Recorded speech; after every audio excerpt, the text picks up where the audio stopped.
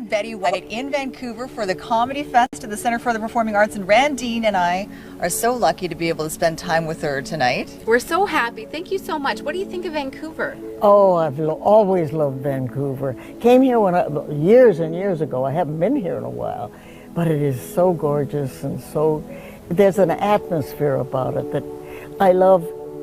I love the spirit of Canadian people. Everybody is so nice. And my driver at home in Los Angeles, he said, you know how you get 17 Canadians in the pool? And say please. Very, very true. Don't ask us because we'll probably do it. Very true. Betty, I know that some people have said it's a comeback, and it's obviously not a comeback, but you're so busy and doing 2 shows here in Vancouver in one night. How do you keep going? How do you keep up the energy for all of this? I'm so lucky. I love what I do. And it's fun, and I'm with delightful people, and so everybody says, are you thinking of retiring? Translated, that means, are you ever going to get out of our face? And I'm afraid the answer is no. I just love what I do. We want to ask your opinion. Sophie and I both work at a news station. We both work with male co-hosts who think they're funnier than we are. Mm-hmm. Has that ever happened to you? How do you deal with that? Oh, you just let them think that. And then you have your own fun, and pretty soon the audience makes the judgment. They figure it out, right? Uh-huh.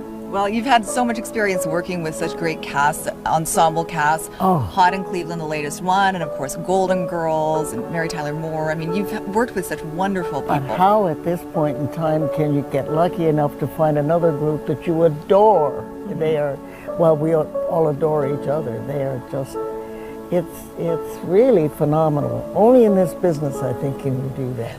How do you think you first Mary Tyler Moore, a wonderful cast, then Golden Girls, an amazing female cast, and now Hot in Cleveland, another amazing female cast. It can't just be luck. It has to be you. Oh, no, it's not me.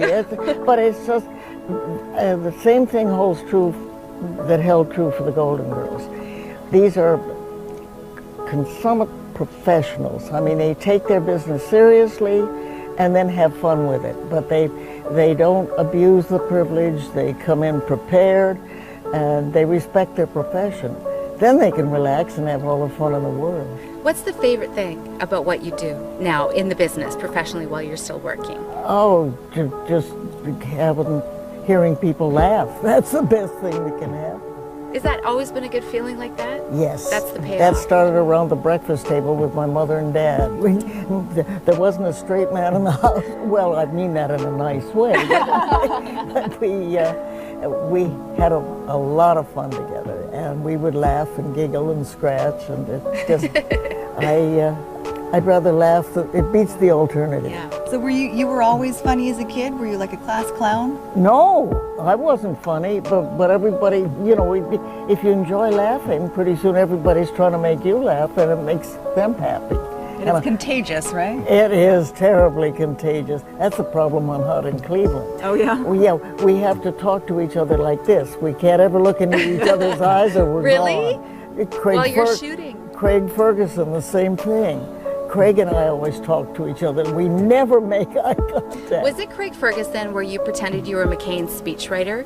You were talking about the yeah. carrier Yes. pigeons and Oh, Sarah Palin? And I've been a tax that's collector, hilarious. and I've been a Girl Scout leader, and I've been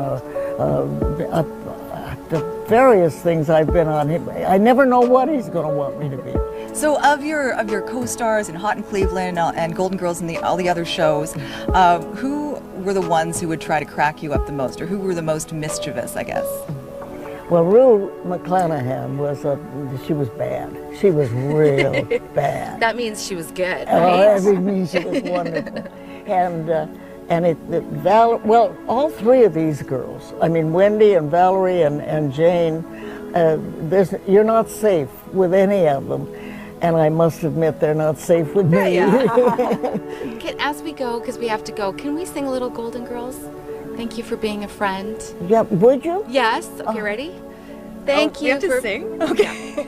Thank you for being a friend, traveling down this road and back again. Your heart is true. You're a pal and a confidant. Do And if you threw a party and invited everyone you knew, you would see the biggest gift would be from me, and the card attached would say, thank you for being a friend. I love it. Thank you, girl. so much. Thank you. Thank you. That was the best thing I've ever done. I know. I had goosebumps.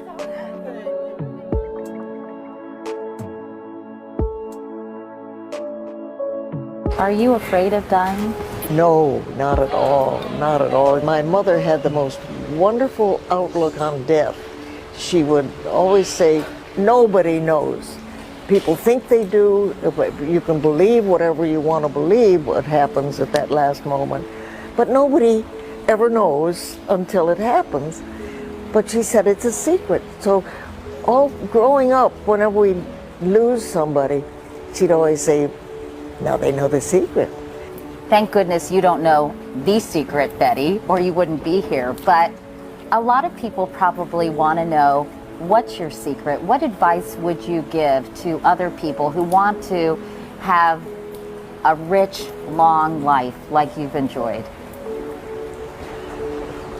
When I pontificate, it sounds so, you know, oh, she's preaching.